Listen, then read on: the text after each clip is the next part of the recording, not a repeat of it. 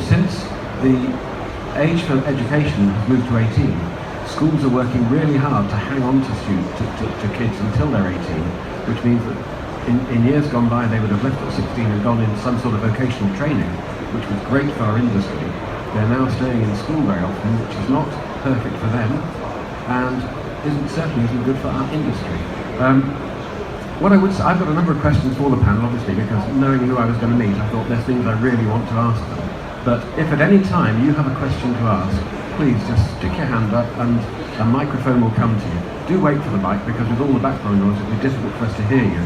But the more you can get involved in asking your questions, the more that you will take away from it. So please don't be shy if anything is said which sparks off a question with you, or if you've got the question you've brought with you. Sarah, I'm going to ask you that, interestingly, you were a chef. Yes. You were a chef and you worked in Dubai, you worked in New York. Yeah, absolutely. And then went into recruitment. Why did you do that? Because being a chef's a great career. Chefing is a fantastic career and there's nothing like it. That buzz of the kitchen is just absolutely incredible.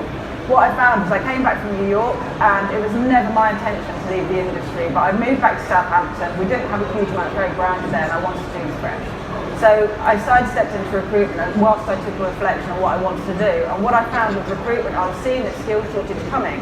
And I started working for one of the biggest recruitment companies in the UK, and I suddenly thought I want more control over what I can do to achieve and what I can do to find a solution to the skill shortage within the industry. So I set up my own company, and it gave me the flexibility to actually now create a business which is very focused on the development of the industry and with an understanding of what chefs suit which kitchens. We can't just take a chef and put them into any kitchen because it just doesn't work. You've got to understand the dynamic of every kitchen that you're putting them into and that personality. It goes to young people as well on apprenticeships, and if we can start matching that would work. And I know you do a lot of work with schools and with young people. What are you finding? Who are the people who we are attracting into the industry? How could you profile them? And what works? Well, I think what you have to do, I'll focus on sort of what I do know, obviously, with regards to sort of running Orphanage Young Chef. So I run a school competition.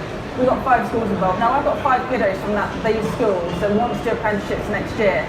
So my biggest challenge is convincing the parents that it's actually the right job role to have. So, I mean, it's all about sort of mentoring the parents. We can't just take the child, or the student per se, and expect them just to come into the industry. The parent has a lot of questions too now. So I think so long as we can start and continue to educate parents and mentor students, then we'll be all right, and making sure again that personality fit is right in the kitchen.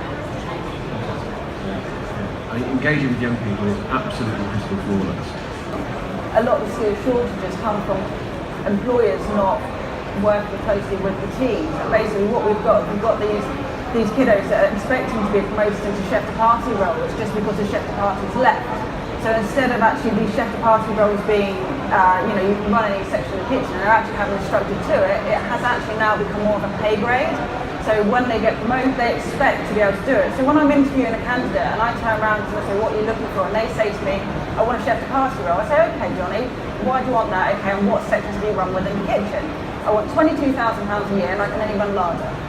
So I think we've created a culture where these guys have been promoted too early in their career, and I think we need to take that back. And instead of saying to them, no, you can't have it, sit down with them and tell them why they can't have it. You cannot get promoted to chef de partie because, and give them a clear structure as to how to get to that level. And I think if we can do that all the way up to sous chef and head chef, head chef we have a skill set problem because they haven't got, many don't have the tools because of the society has changed and the expectations of the young people have changed. So and they don't know how to mentor. So there's a lot of challenges there, but I think if we can all sort of work together. I think fresh food has had a massive boom as well, and I think there's a huge focus on growing those companies, and everyone's got this sort of very and quite rightly so, they look at their business and they see what they have there, but they don't see the bigger picture. They're not looking to the industry and saying, okay, we don't have enough chefs to place in all these places, and we're just going to keep growing and expanding. But I sit there on a day-to-day basis and I look at all these companies that are saying, we've got a new property growing up, like, oh my goodness, how are we going to ever start this? And I think that's, they need to also be focusing on the apprenticeship route as well, just to fill those roles.